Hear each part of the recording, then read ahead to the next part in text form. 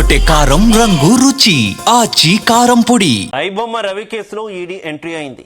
Gaming అలాగే betting యాప్ల ద్వారా కోట్ల రూపాయలు రవి సంపాదించినట్టు గుర్తించారు. సైబర్ క్రైమ్ నుంచి 5 ఎఫ్ఐఆర్లను ఈడీ తీసుకుంది. కోట్ల రూపాయల లావాదేవీలు జరిపినట్టు గుర్తించిన ఈడీ ఆర్థిక వ్యవహారాలు, బ్యాంకు లావాదేవీలపై ఆరా తీస్తోంది.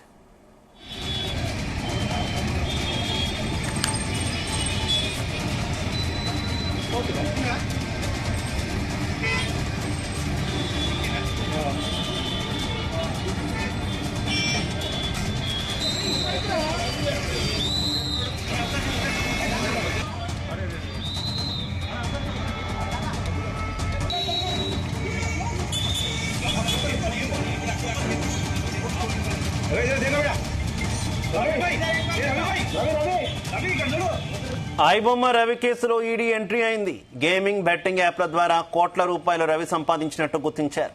సైబర్ క్రైమ్ నుంచి 5 ఎఫ్ఐఆర్లను ఈడీ తీసుకుంది. కోట్ల రూపాయల లావాదేవీలు జరిపినట్టు గుర్తించిన ఈడీ ఆర్థిక వ్యవహారాలకు, బ్యాంకు లావాదేవీలపై ఆరా తీస్తోంది. ఇక ఇదే విషయానికి సంబంధించి మరింత సమాచారం మా క్రైమ్ బ్యూరో చీఫ్ రవితేజ అందిస్తారు. రవితేజ, ఐబొమ్మ రవి 3 రోజుల కస్టడీ కోర్టు అనుమతించిన తర్వాత ఈ రోజు 2వ రోజు విచారణల సందర్భంగా ఈడీ ఎన్ఫోర్స్మెంట్ డైరెక్టరేట్ అధికారులు హైదరాబాద్ పోలీసులని, సైబర్ క్రైమ్ పోలీసులను అప్రోచ్ అయ్యి రవి పైన నమోదైనటువంటి పూర్తి ఆర్థిక లావాదేవీలకు సంబంధించినటువంటి వ్యవహారాలు, అన్ని ఎఫ్ఐఆర్లు నమోదయ్యాయి, ఏ కోణంలో నమోదయ్యాయి, ఆ వివరాలన్నీ కూడా తమకు అందజేయాలంటూ కూడా ఈడీ ఇప్పటికే హైదరాబాద్ పోలీసులను కోరడము, సైబర్ క్రైమ్ పోలీసులు 5 ఎఫ్ఐఆర్లు నమోదు చేసిన తర్వాత మొన్న రీసెంట్ గా నిర్వహించినటువంటి మీడియా సమావేశంలో 30 కోట్లకు పైగా రవి ఈ దందాకి తెరలేపాడు. అక్కడక్కడ కొన్ని చోట్ల ఆస్తులను కూడా అతను కూడబెట్టే ప్రయత్నం చేశాడు. కొన్ని ఫ్లాట్స్ ని, ఇండివిజువల్ హౌసెస్ ని, కార్లను కూడా కొనుగోలు చేసి పెట్టాడు అంటూ కూడా అఫీషియల్ గా పోలీసులు అనౌన్స్మెంట్ చేసిన తర్వాత ఈడీ రంగంలోకి దిగి ఈడీ పెద్ద మొత్తంలో మనీ లాండరింగ్ జరిగిందని భావించి ఐబొమ్మ రవికి సంబంధించిన తాలూకు వివరాలను కూడా అందజేయాలని పోలీసులను కోరడంతో పోలీసులు ఆ వివరాలను కూడా అందజేసినట్టుగా తెలుస్తోంది.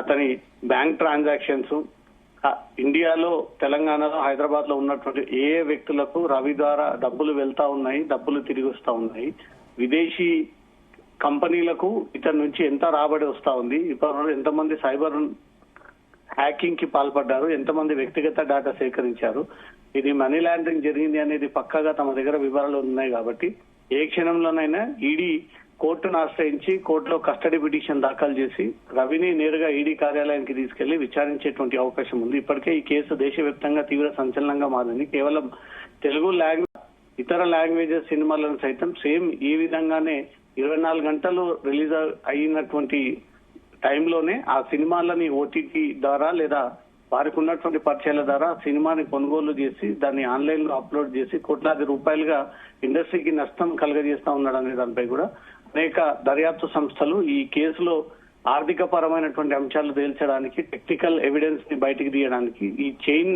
సిస్టమ్ అంతా కూడా ఆపరేట్ చేయడానికి రకరకాలుగా పోలీస్ బృందాలు ఐబొమ్మ రవి కేసుపై విచారణ జరిపేందుకు ఎక్కువగా ఇంట్రెస్ట్ చూపిస్తా ఉన్నారు. ఇప్పుడు ఈడీ కూడా ఎంటర్ అయింది కాబట్టి ఆర్థిక పరమైనటువంటి అంశాలు, విదేశీ కరెన్సీ ఇండియన్ రూపీస్ కిందికి మార్చుకొని ఇతను ఉల్లంఘనకు పాల్పడ్డాడనే ఒక కోణంలో ఈడీ ఆ వివరాలన్నీ సేకరించి త్వరలో రవిని ఈడీ క్వశ్చన్ చేసేటువంటి అవకాశం ఉంది. శివ, అయితే ఈ మొత్తం వ్యవహారంలో ఇప్పటికే పోలీసులు చేస్తున్నటువంటి విచారణలో కూడా నాకు ఏమీ గుర్తు లేదు అని రవి కొంత తప్పించుకునే ప్రయత్నం చేస్తున్నాడు అనేటువంటి వార్తలు వస్తున్నాయి కదా. ఇప్పుడు ఈడీ ఎంట్రీతో ఏ రకమైనటువంటి విచారణ జరిగే అవకాశం ఉంది?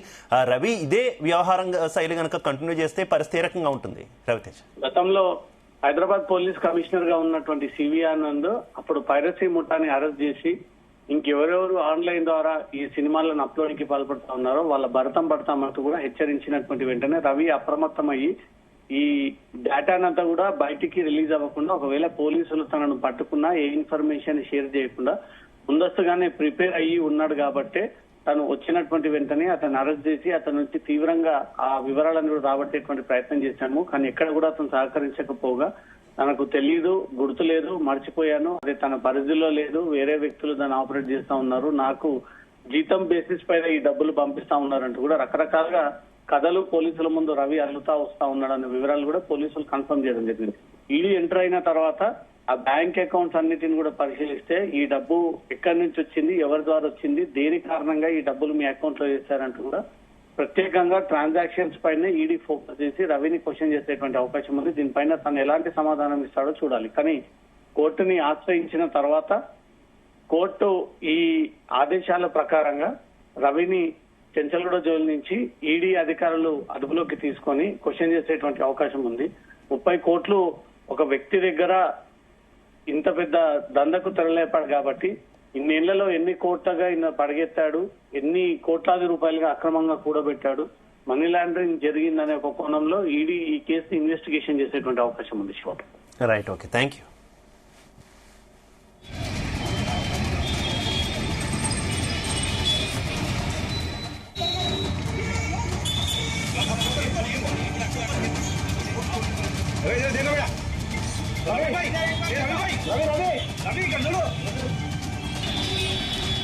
ఐబొమ్మ రవి కేసులో ఈడీ ఎంట్రీ అయింది. గేమింగ్ బెట్టింగ్ యాప్ల ద్వారా కోట్ల రూపాయలు రవి సంపాదించినట్టు గుర్తించారు.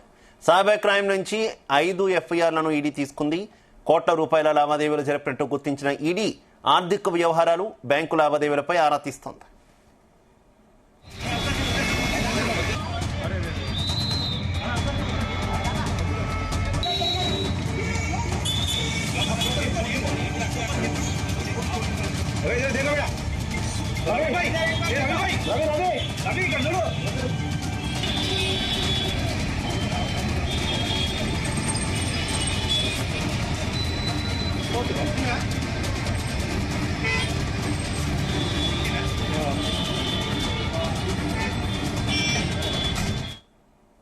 గుమగుమల వంటలే వంటలే తెరకొట్టే కారం రంగు రుచి ఆచి కారం పొడి.